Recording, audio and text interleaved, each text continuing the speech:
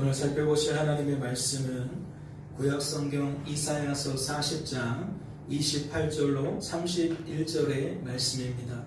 우리 한 절씩 큰 목소리로 교독하도록 하겠습니다. 제가 먼저 봉독합니다. 너는 알지 못하였느냐? 듣지 못하였느냐? 영원하신 하나님 여호와 땅끝까지 창조하신 이는 피곤하지 않으시며 곤비하지 않으시며 명철이 한이 없으시며 훌륭한 자에게는 능력을 주시며 무능한 자에게는 힘을 더하시나니 소년이라도 피곤하며 곤비하며 장정이라도 넘어지며 쓰러지되 오직 여호와를 仰망하는 자는 새 힘을 얻으리니 독수리가 날개치며 올라감 같을 것이요 다른 먹질하여도 곤비하지 아니하겠고 걸어가도 피곤하지 아니하리로다. 아멘. 오늘은 오직 여호와를 앙망하는 자라는 제목으로 말씀을 나누고자 합니다. 말씀을 보실까요? 너희가 알지 못하였느냐? 너희가 듣지 못하였느냐? 태초부터 너희에게 전하지 아니하였느냐?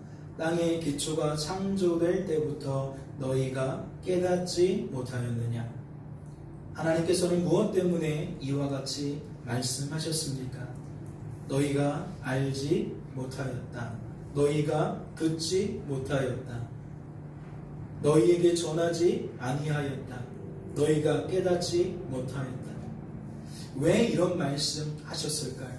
그것도 택함받은 백성들을 향해, 이미 구원받은 성도들을 향해 하나님은 어째서 이와 같이 말씀하셨냐는 거죠. 이는 그들이 깨닫게 된 복음을, 누리게 된 복음의 은혜를 또다시 무엇했기 때문입니까? 망각했기 때문입니다. 다시 말해 잊어먹었다는 거죠. 복음이 무엇인지 잊어먹었다는 겁니다. 이는 다르게 표현할 수도 있지요. 복음을 오해했다. 복음을 착각했다. 다시 말씀을 드려요. 구원받은 성도에게 하나님께서 이와 같이 말씀하신 까닭이 무엇이라고요? 너희가 알지 못했느냐? 너희가 듣지 못했느냐? 너희에게 전하지 아니했느냐? 너희가 깨닫지 못했느냐? 왜 이렇게 말씀하셨다고요? 이는 그들이 깨닫게 된 복음을, 누리게 된 복음의 은혜를 지금은 잊어버렸기 때문이라는 거예요. 지금은 잃어버렸기 때문이라는 거죠. 이름은 그들이 오해했다는 겁니다. 착각했다는 거예요. 잘못 알고 있다는 거죠. 다르게 알고 있다는 거예요. 하나님이 알려주신 대로가 아니라 또 내가 다르게 변질시켰다라는 얘기죠. 그 결과가 무엇입니까? 나와 함께 하시는 하나님을 바라보며 복음을 통해 진정한 위로를 얻어야 하는데, 그것이 인생의 본분인데, 하나님께서 사람을 지으신 목적인데, 그러한 인생들이 허망한 것들을 바라봅니다. 그리고 그러한 것들을 통해 허망한 위로를 얻으려고 합니다. 성도임에도 불구하고, 택함 받은 백성임에도 불구하고 인생들이 그러하더라는 거죠. 말씀을 보세요. 어떠한 특징이 발견됩니까? 모든 육체는 풀이요 그의 모든 아름다움은 들의 꽃과 같으니 풀은 마르고 꽃은 시드나 우리 하나님의 말씀은 영원히 서리라 하라. 여러분, 주어진 삶 속에서 하나님을 망각한 자들이 뭘 바라본다는 거죠? 하나님 대신 사람을 바라본다는 거예요. 하나님을 망각하게 된 인생들은 사람을 통해 허망한 위로를 얻으려 한다는 겁니다. 이어지는 말씀도 볼까요? 보라, 그에게는 열방이 통의 한 방울의 물과 같고 저울의 작은 티끌 같으며 섬들은 떠오르는 먼지 같으리니 그의 앞에는 모든 열방이 아무것도 아니라. 주어진 삶 속에서 그들은 무엇을 바라봅니까? 사람을 바라보는 그들은 또한 무엇을 바라보냐고요? 그들은 열방을 바라봅니다. 하나님을 잊어버린 그들은, 하나님을 오해하게 된 그들은 모든 열방을 통해 허망한 위로를 얻으려 한다는 거지요. 이어지는 말씀도 볼까요? 그런즉 너희가 하나님을 누구와 같다 하겠으며 무슨 형상을 그에게 비기겠느냐? 우상은 장인이 부어 만들었고 장색이 금으로 입혔고 또 은사슬을 만든 것이니라. 그들은 무엇을 바라봅니까? 하나님 대신 우상을 바라봅니다. 하나님을 망각하게 된 그들은 하나님 대신 모든 형상을 통해, 즉 우상을 통해 허망한 위로를 얻으려 한다는 것이지요. 다시 말해 그들은 주어진 삶 속에서 하나님 대신 하나님이 아닌 것들을 바라본다는 거예요. 그리고 그것들을 의지하게 된다는 거지요. 그리고 그것들을 뭐 하게 된다는 겁니까? 자랑하며 살게 된다는 겁니다. 말씀을 보세요. 그에게 이르되 보소서 당신은 늙고 당신의 아들들은 당신의 일을 따르지 아니하니 모든 나라와 같이 우리에게 왕을 세워 우리를 다스리게 하소서 한지라. 하나님을 망각하게 된 이스라엘 백성들은 무엇을 보고 있었습니까? 그들의 시선은, 그들의 초점은 어디를 가리키고 있었냐고죠. 무엇을 향하고 있었냐는 겁니다. 당신은 늙고라는 말씀을 통해 당신의 아들들은 당신의 행위를 따르지 아니하니 라는 말씀을 통해 모든 나라와 같이라는 말씀을 통해 여러분은 무엇을 깨닫게 되십니까? 이스라엘 백성들은 선지자 사무엘을 통해 자신들을 친히 다스리고 계시는 하나님을 바라보고 있습니까? 사람을 보는 것이 아니라 사람을 통해 역사하시는 하나님을 바라보고 있냐는 거예요. 그렇지 않죠? 하나님을 망각하게 된 그들은 하나님은 보지 못하고 선지자 사무엘만 바라보고 있습니다. 사람만 바라보고 있다는 거예요. 하나님 대신 선지자의 아들들만 바라보고 있다는 것이고 하나님 대신 주변 나라들만 바라보고 있다는 거지요. 그 결과가 무엇입니까? 백성이 사무엘의 말 듣기를 거절하여 이르되 아니로소이다. 우리도 우리 왕이 있어야 하리니. 그들은 선지자 사무엘을 통해 그들을 통치하고 계시는, 그들을 친히 다스리고 계시는 하나님을 거절합니다. 하나님의 말씀으로 듣지 않으니 사람의 말로 듣게 되어지니 거절하게 된다는 거지요. 받들어 섬기는 것이 아니라 사람의 말로 여기니까 무시해버린다는 겁니다. 내 뜻을 주장한다는 거죠. 내가 고집을 부린다는 겁니다.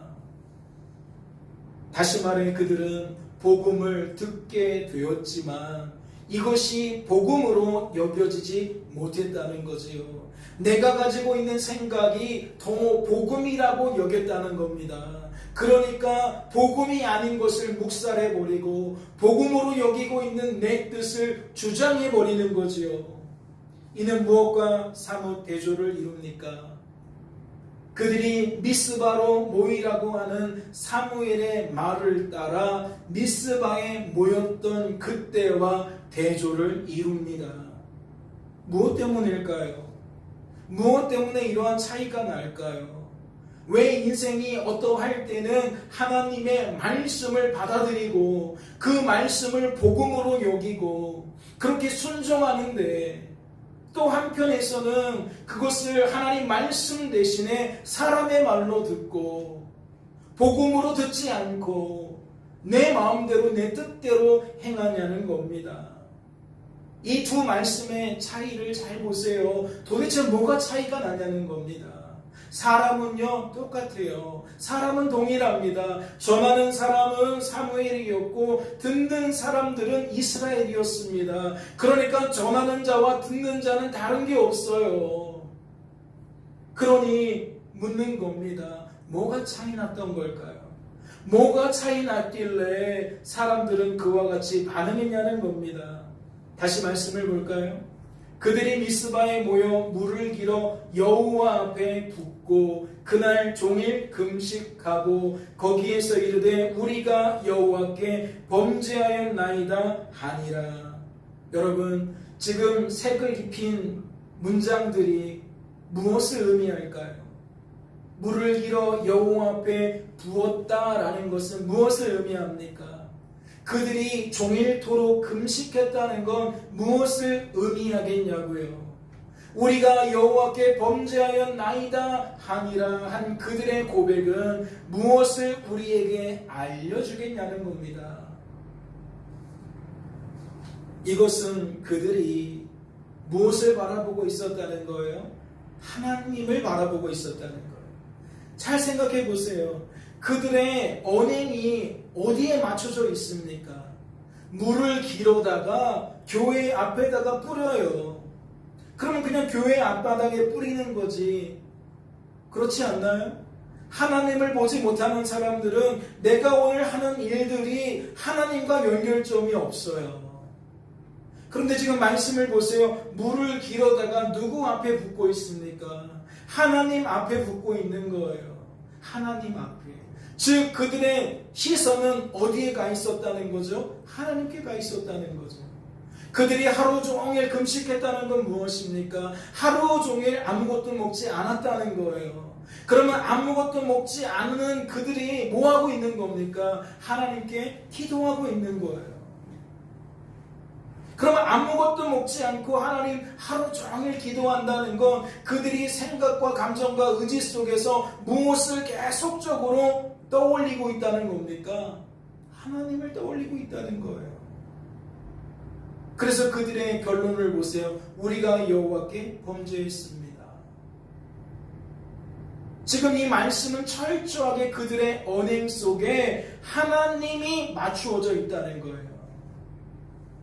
똑같은 일상을 사는데 하나는 하나님 속에 살고 있고 하나는 하나님 바깥에서 살고 있다는 그러한 이야기를 드리고 있는 거지요. 하나님을 바라보고 있었다. 이것이 오늘 중요한 이야기입니다. 다시 말해 당시 그들은 사무엘을 보는 것이 아니라 사무엘을 통해 역사하시는 하나님을 보고 있었다는 거지요. 여러분 이게 성령 충만한 영적인 상태입니다. 사람을 보는 게 아니라 사람을 통해 하나님을 보는 거죠. 사랑하는 성도 여러분, 무엇을 깨닫게 되십니까? 구원받은 성도가 주어진 삶 속에서 나와 함께 하시는 하나님을 바라보며 사는 것이 얼마나 중요한 것인지 깨닫게 되십니까? 하나님이 아닌 것들을 통해 하나님을 더욱 의지하는 것이, 하나님을 더욱 자랑하는 것이 얼마나 신앙생활에서 중요한 요소인지 깨닫게 되시냐는 겁니다.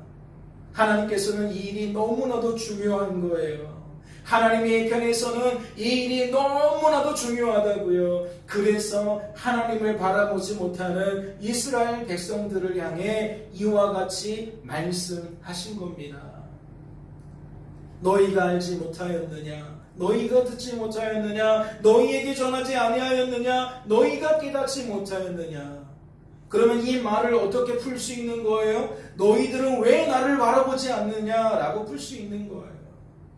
너희들은 왜 너희와 함께하고 있는 나에게 관심을 기울이지 않느냐? 왜 나와 눈을 마주치지 않는 것이냐?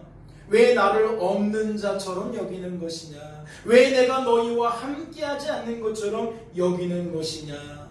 지금 그렇게 읽을 수 있다는 거죠. 그렇다면 생각해보지 않을 수 없습니다. 하나님께서는 무엇 때문에 이처럼 인생의 초라한 모습을, 그 인생의 한계를 민낯을 드러내셨을까요? 무엇 때문에 인생의 어두운 영적인 상태를 이와 같이 드러내 주셨냐는 겁니다. 말씀을 보실까요? 너희는 눈을 높이 들어 누가 이 모든 것을 창조하였나 보라. 주께서는 수유대로 만상을 이끌어내시고 그들의 모든 이름을 부르시나니 그의 권세가 크고 그의 능력이 강함으로 하나도 빠짐이 없느니라. 여러분 그 이유를 발견하셨습니까? 하나님은 왜 그렇게 말씀하신 거죠? 왜 너희들이 하나님을 바라보지 못하고 있다라는 것을 들추어내셨냐는 겁니다. 이는 그들의 시선을 다시금 하나님께 고정시키기 위함입니다. 우리들과 함께 하시는 하나님을 그들이 다시금 주목하도록 만드시기 위해 그리하신다는 거지요. 오늘 우리들도 예외가 아닙니다. 하나님은 어째서 오늘 우리에게 이 말씀을 들려주십니까? 그 까닭이 무엇이겠습니까? 이는 우리들이 주어진 삶 속에서 우리들의 시선을 하나님이 아닌 곳에 두었기 때문인 줄로 압니다. 이스라엘 백성들처럼 함께 하시는 하나님을 없는 자처럼 여기며 살더라는 것이지요. 우리들의 언어가, 우리들의 태도가 우리가 지금 그러하고 있다는 것을 드러내더라는 겁니다. 하지만 우리들은 그것에 대한 자각이 없어요. 그것이 문제로 여겨지지도 않습니다. 그냥 하루하루를 살면서 나와 함께 하시는 하나님을 조금도 생각지 않고 살아도 아무런 문제가 없어요. 마치 우리가 살펴본 것처럼 열방을 주목하고 사람을 주목하고 우상을 주목하는 것처럼 오늘 내가 좋아하는 것에 내 마음속으로 살면 그만인 겁니다. 돈이 좋으면 돈이 좋아서 하루를 살고, 사람이 좋으면 사람 만나러 다니면서 하루를 살고, 건강이 중요하면 건강 관리하면서 하루를 살고, 그렇게 나에게 관심 있는 것을 가지고 하루 종일 열심히 살면 그것으로 우리들은 촉하다는 거지요. 누가 그럴 수 있다는 겁니까? 교회에 다니는 우리들이 그럴 수 있다는 겁니다. 그러니까 하나님은 너무나도 안타까우셔서 시마다 때마다 우리들에게 이와 같이 너희들 지금 무엇을 보고 있니? 무엇을 의지하고 있니? 무엇을 자랑하고 있니? 라고 말씀하신다는 거지요. 깨닫는 은혜가 있으시기를 주님의 이름으로 소망합니다. 말씀을 볼까요?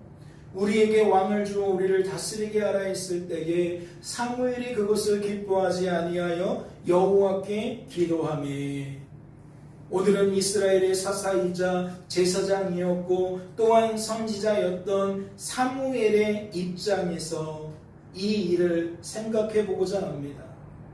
그는 복음을 오해하고 있었던 당시 이스라엘 백성들의 요청을 듣고 어떻게 반응했습니까? 말씀을 보니까 기뻐하지 않았다라고 되어 있습니다.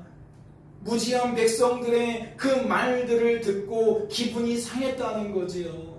하나님을 보지 못하고 사람밖에 볼 줄 모르는, 환경밖에 볼 줄 모르는 저들의 말을 듣고 지도자가 몹시 불쾌함을 느꼈다는 겁니다. 여러분, 그 이유가 무엇일까요? 그는 어째서 백성들의 말을 기쁘게 받을 수 없었냐는 겁니다. 그는 사사이기 때문에, 제사장이기 때문에, 선지자이기 때문에 직업 윤리상 기뻐할 수 없었던 겁니까? 나는 직업이 목사인데, 나는 늘 하나님을 향하여 사는 자인데 저들이 하나님 버리겠다라고 말하니까 그래서 기분이 상했냐는 거지요. 저들에게 버림을 받게 된 하나님 때문에 기분이 나쁘게 되었냐는 겁니다. 물론 그럴 수 있죠. 목회자인 저에게 누군가가 하나님을 무시하는 태도를 보인다면 기분이 상할 겁니다. 특별히 가까운 자녀일수록 그러겠지요. 우리 가족이 그러할수록 더욱 그러할 겁니다. 우리 성도가 그럴수록 더욱 그러할 거예요. 어떻게 내 딸들이 저럴 수 있지? 어떻게 우리 교회 성도들이 저럴 수 있지? 저 역시 기쁨으로 그러한 상황을 받아들일 수 없을 거라는 겁니다. 그런데요, 말씀을 보실까요? 정말 그가 기뻐할 수 없었던 이유가 무엇인지 생각해 보겠습니다. 여호와께서 사무엘에게 이르시되 백성이 내게 한 말을 다 들으라. 이는 그들이 너를 버림이 아니요 나를 버려 자기들의 왕이 되지 못하게 함이니라. 말씀을 통해 무엇을 깨닫게 되십니까? 선지자 사무엘이 기뻐할 수 없었던 이유가 무엇인지 깨닫게 되십니까? 생각해 보세요. 이는 그들이 너를 버림이 아니요 라는 이 말씀은 무엇을 의미하겠습니까? 이는 사무엘이 백성들에게 하나님이 버림받은 것처럼 여기는 것이 아니라 누가 버림을 받은 것처럼 여긴다는 거예요. 내 자신이 그들에게 버림받은 것처럼 여기고 있었음을 의미하는 겁니다. 그렇다면 생각해 보세요. 이렇듯 복음을 오해하고 있었던 사무엘에게 패역한 이스라엘 백성들의 요청은 어떠한 마음을 품게 만들었을까요? 백성들이 하나님을 보지 못하고 사람을 보았다면 사무엘 역시 지금 보니까 하나님을 보지 못하고 그들을 보고 있습니다.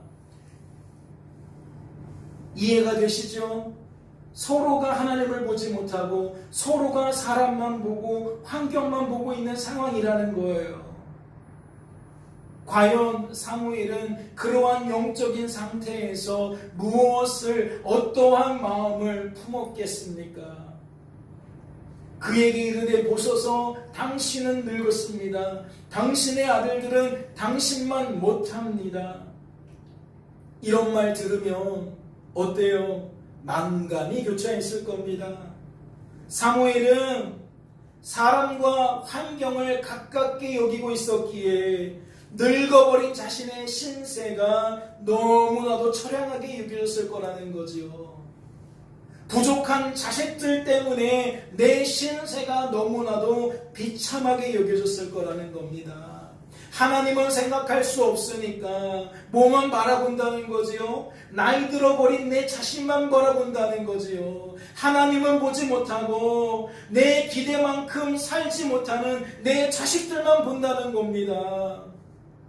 말씀을 보세요. 사무엘이 사는 날 동안에 이스라엘을 다스렸으되 해마다 베델과 길갈과 미스바로 순회하여 그 모든 곳에서 이스라엘을 다스렸고, 사무엘은 젊은 날 어떠한 삶을 살았습니까? 그는 앞서 살펴보았던 미스바의 그 영적 대각성 집회를 기준으로 이제 이스라엘의 영적인 지도자로서 활발하게 활동했습니다. 이는 하나님께서 이 사건을 계기로 이스라엘 백성들을 사무엘을 통해 친히 다스렸다는 이야기이지요. 그가 이스라엘의 사사로 있는 동안, 그가 젊은 날 하나님을 위하여 쓰임받게 되어지는 동안에 어떠한 일들이 있었느냐? 백성들은 에벤에셀의 축복을 경험했습니다. 여기서 말하는 에벤에셀이란 하나님께서 당시 이스라엘 사람들을 가장 많이 괴롭혔던 블레셋을 완전히 짓밟아 버리신 사건을 의미합니다. 그리하여 에벤에셀 사건 이후에는 사무엘이 죽기까지 블레셋이 이스라엘을 쳐들어오지를 못해요. 이 사건이 너무나도 큰 영향을 주었기 때문에 도저히 엄두를 내지 못한다는 거지요. 어디 그뿐인가요?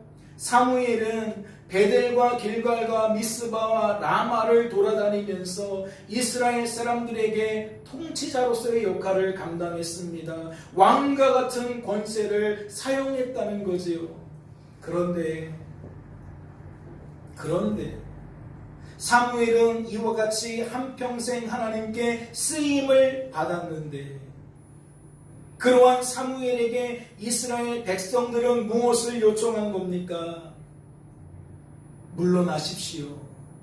이제 당신 필요 없습니다. 당신 자식들 필요 없습니다. 우리에게 주변 나라들 같이 왕을 세워 주십시오라고 요청한 겁니다.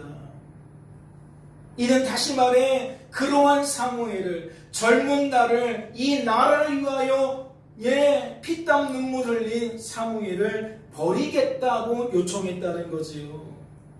적어도 사무엘은 그 당시의 영적인 상태로 그렇게 받아들였다는 겁니다. 따라서 사무엘이 그들을 얼마나 괘씸하게 여겼을지, 그들 때문에 얼마나 분노하게 되었을지 저는 상상이 안 됩니다.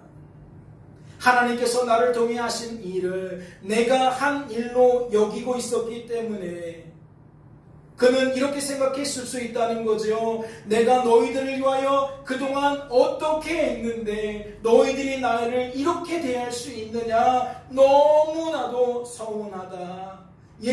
그런 마음을 품게 되었을 거라는 겁니다. 그렇다면 생각해 보세요. 우리에게 왕을 주어 우리를 다스리게 하라 했을 때에 사무엘이 그것을 기뻐하지 아니하여 여호와께 기도하니, 그러면 사무엘은 그러한 마음을 가지고 하나님께 어떠한 기도 제목으로 기도를 했을까요? 그는 어떠한 마음을 가지고 어떠한 생각과 감정과 의지를 가지고 하나님께 기도했겠냐는 겁니다. 지금 이러한 상황 속에 너무나도 딱 들어맞는 말씀이 바로 오늘 본문 속에 있습니다. 27절을 주목해 보실까요? 야곱아 어찌하여 내가 말하며 이스라엘아 내가 이르기를, 뭐라고 기도해요? 내 길은 여호와께 숨겨졌으며 내 송사는 내 하나님에게서 벗어난다 하느냐. 이는 사무엘이 어떻게 기도했다는 겁니까? 하나님 왜 잠잠하십니까? 내가 늙었다고 사람들이 나를 무시합니다.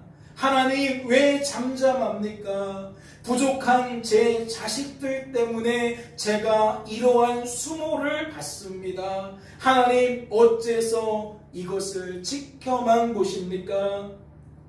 이제는 하나님께서도 저를 모른 채 하시는 겁니까?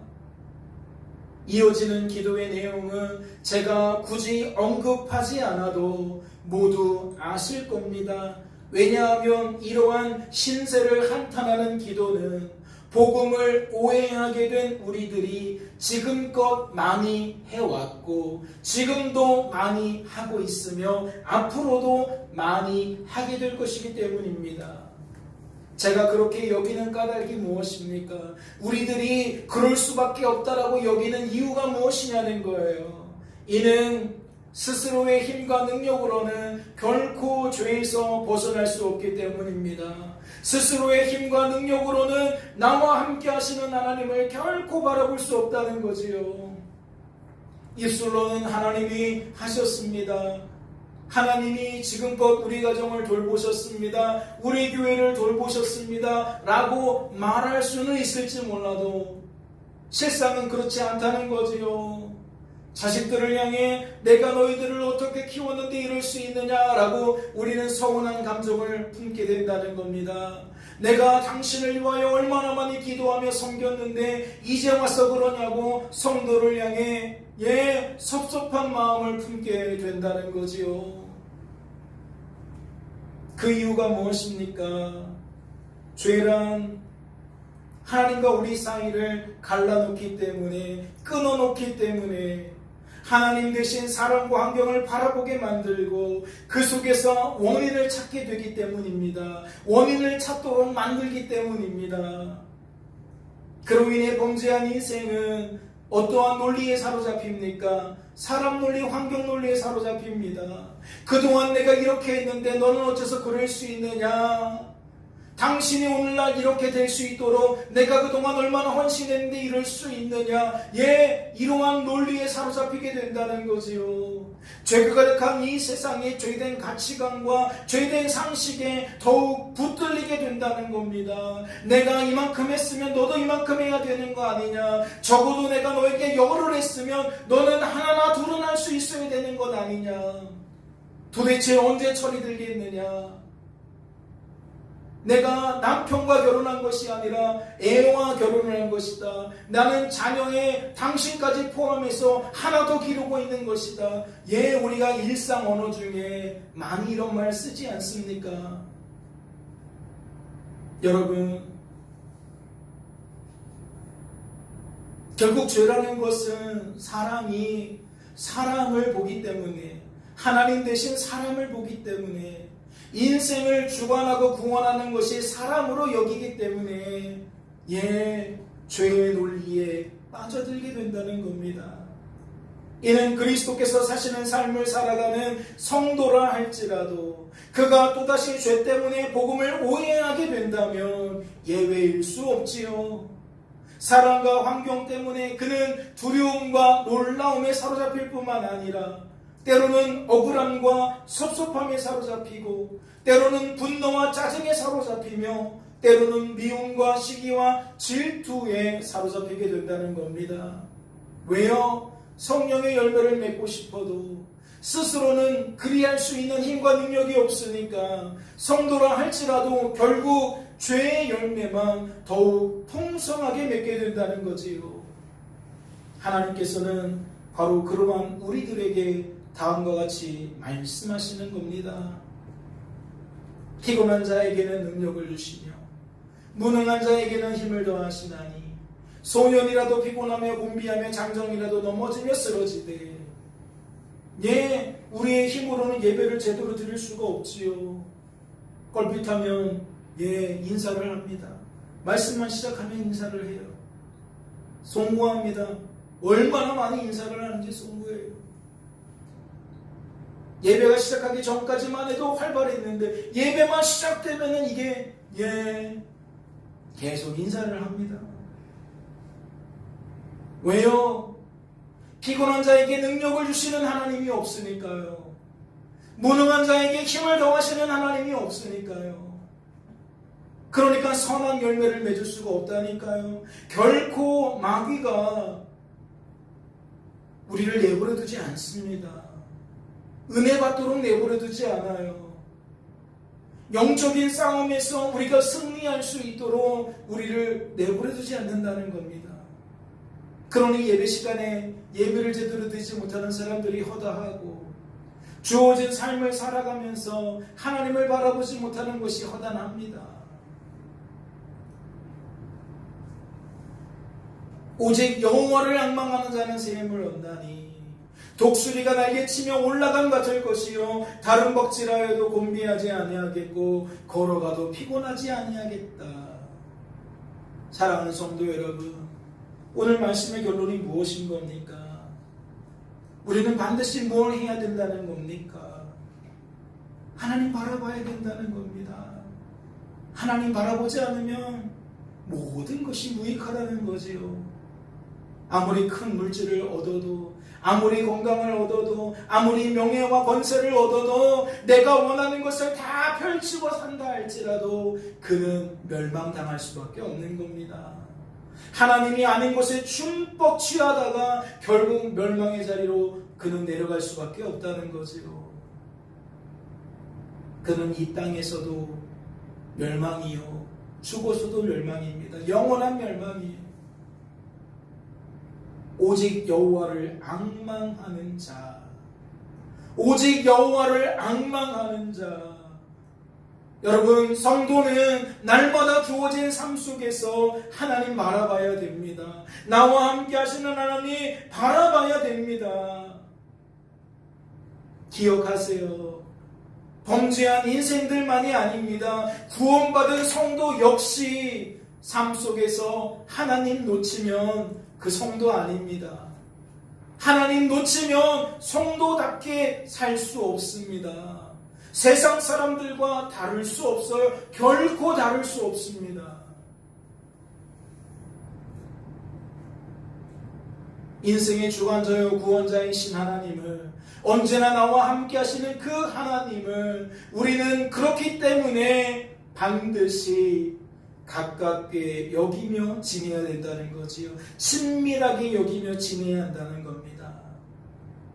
부모를 대하듯이, 친구를 대하듯이, 동료를 대하듯이 내가 가장 가깝다 여기는 그 존재보다 더 하나님을 가깝게 여기며 친밀하게 여기며 살 수 있어야 한다는 것이지요. 그것이 바로 승리의 비결이라는 겁니다. 하나님이 승리의 비결이라는 거지요. 깨닫는 은혜가 있으시기를 주님의 이름으로 소망합니다. 잠시 기도합니다. 하나님 아버지 감사합니다.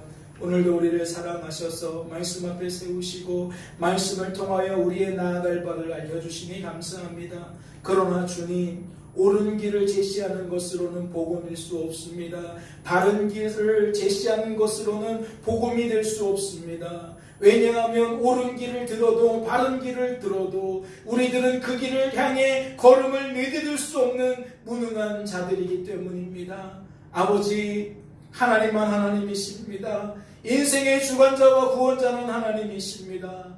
옳은 길을 알려주신 것도 하나님이시고 그 옳은 길로 걷게 하시는 분도 하나님이신 줄로 믿사오니 하나님 간곡히 기도합니다. 주어진 삶의 자리에서 함께 하시는 하나님을 더욱 친밀하게 여기게 하옵소서. 그리할 수 있도록 그에게 영광의 눈을 열어주시고 영적인 시력을 개선시켜 주셔서 그가 함께 하시는 하나님을 날마다 바라볼 수 있도록 무엇을 하든지 간에 그 일을 행하며 그 하나님을 계속해서 바라볼 수 있도록 주님 축복하여 주시옵소서. 우리를 도와주실 줄로 믿고 감사드리며 우리를 죄에서 구원하신 예수님의 이름으로 기도하옵나이다. 아멘.